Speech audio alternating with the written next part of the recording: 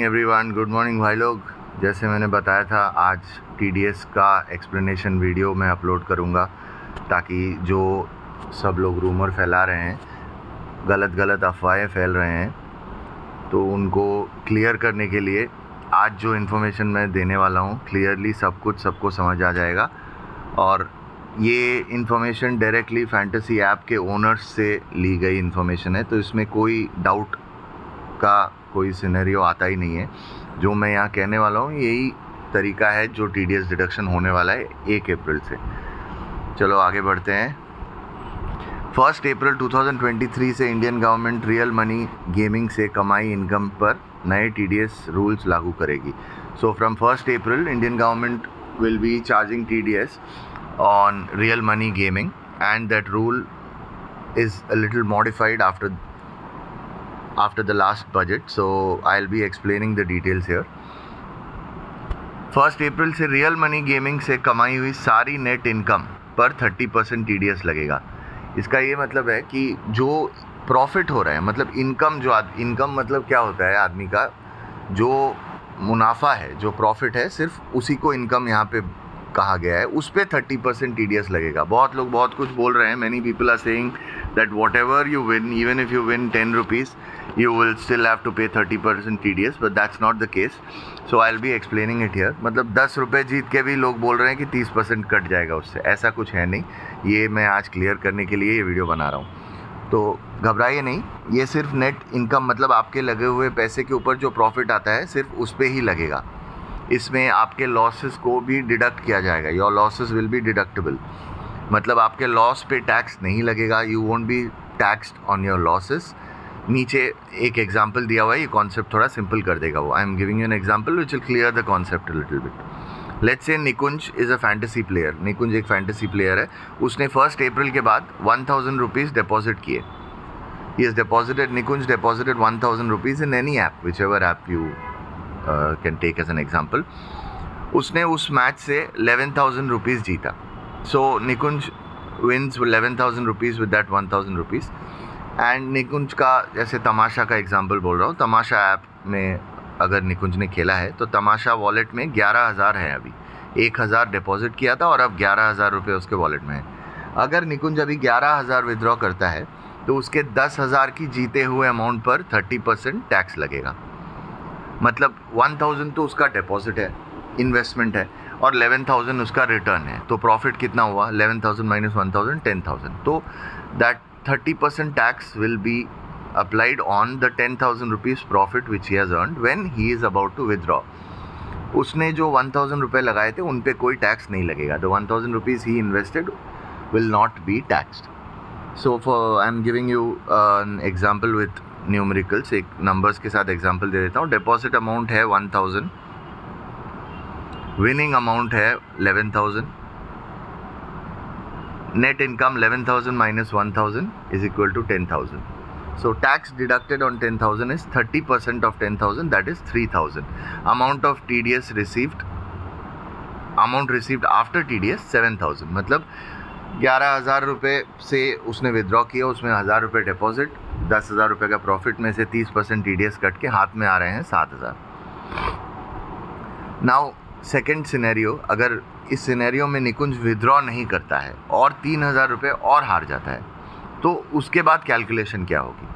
जैसे deposit amount is 1,000, winning amount is 11,000, loss जो हो गया 3,000 और हार गया है तो वो लॉस है, तो 3,000 लॉस अमाउंट। नेट इनकम क्या हो गया फिर? 11,000 माइनस 1,000 जो डिपॉजिट किया था प्लस 3,000 जो लॉस हुआ, तो नेट इनकम हो गया 7,000। अब इस पे टीडीएस क्या कटेगा? Tax deducted on 7,000 is 30% of 7,000, 2,100। And what is the amount received after TDS? 2,100 7,000 से कट के 4,900 उसके अकाउंट में आ जाएंगे। ये हो गया सिंपल कैलकुलेशन।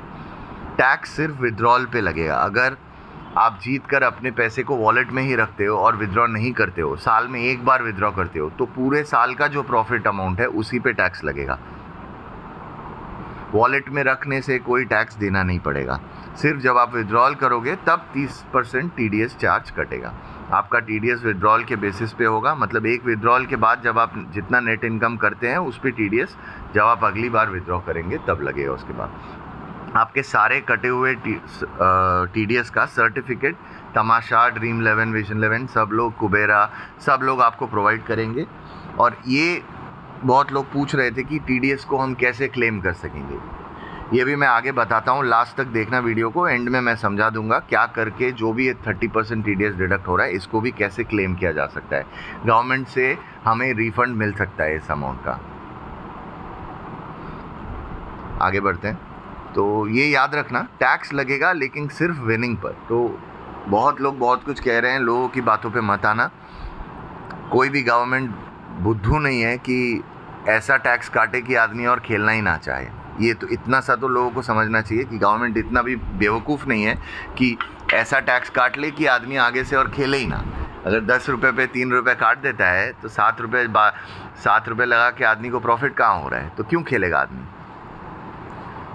चलो, और लॉस हुआ है तो आपकी विनिंग पे एग्जेम्प्ट किया जाएगा टैक्स के कैलकुलेशन पे। मान लो आपने 10,000 जीते और 8,000 हारे, तो सिर्फ आपको 2,000 पर ही टैक्स देना है, वो भी तब जब आप विड्रॉ कर रहे हैं। और ये टैक्स जो है वो तमाशा ऐप हो या Dream11 हो, कोई भी हो, वो लोग डिडक्ट कर लेंगे और उसका एक सर्टिफिकेट आपको प्रोवाइड कराया जाएगा। यहाँ पे मैंने पूरा जो एक्सप्लेनेशन है तमाशा के बेसिस पे बनाया है, क्योंकि उन्होंने मेरे को ये क्लियर करने को बहुत हेल्प किया है। तमाशा की टीम बहुत हेल्पफुल है, कोई भी डाउट्स हो उनसे हम बात कर सकते हैं। तो एक बहुत अच्छा सॉल्यूशन उनके तरफ से ही मिला है।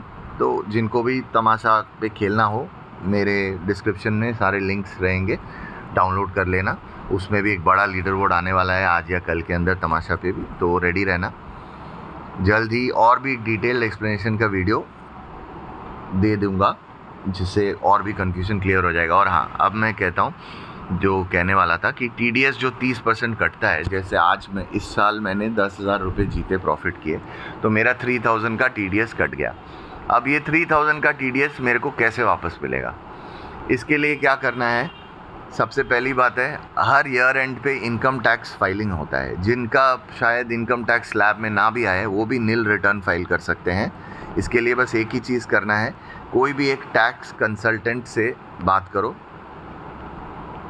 जिनसे ये कहो कि मेरा ऐसे इतना TDS डिडक्शन हुआ है इस साल, ये मेरे को क्लेम करना है। तो टैक्स कंसल्टेंट आपको सब कुछ समझा देगा कि कैसे इनकम टैक्स फाइल करना है, उनको क्या क्या डॉक्यूमेंट्स देने हैं। कुछ ज़्यादा कुछ लगेगा नहीं, बस अपना बैंक डिटेल्स दे देने से, बैंक का जो स्टेटमेंट है वो दे देने से ही वो आपके लिए इनकम टैक्स फाइलिंग कर देंगे। उनका एक चार्ज होगा, वो चार्ज उनको दे देना है।